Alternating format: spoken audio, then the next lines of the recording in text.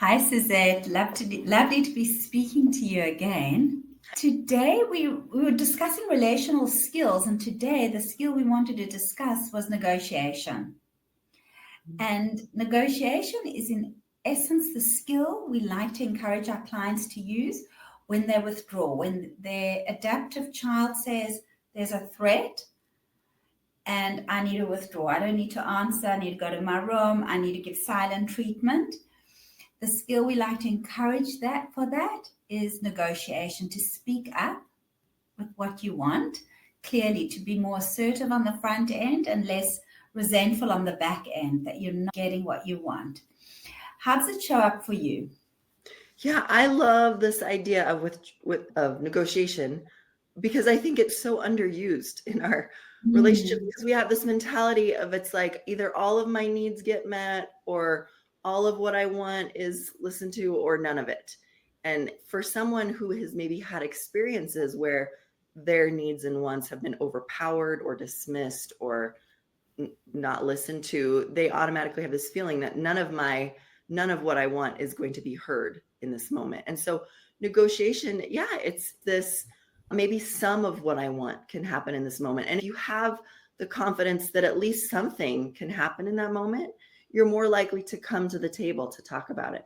So I see this a lot with couples, even like just wanting to talk about something, that like wanting to resolve conflict. They just don't even want to step into that because they're afraid it's going to take all night and then it's going to snowball into all these other things. But you can negotiate that. Well, I can talk for 10 minutes and then I need some space.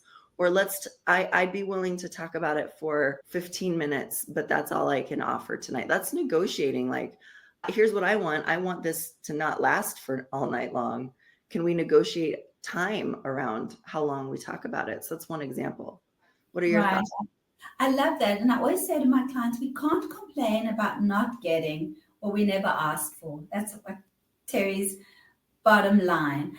And we very often feel that the clients that I've seen this happen with, they become pretty angry that I'll never get my needs met. So it's not worth my even coming to the table to express them. And I think the other piece to negotiation that, as you so correctly say, it's underused is, well, how do I do that?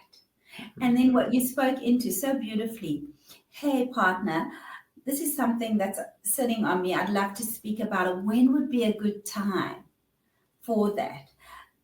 So that your partners agree to a time and it's going to be brief.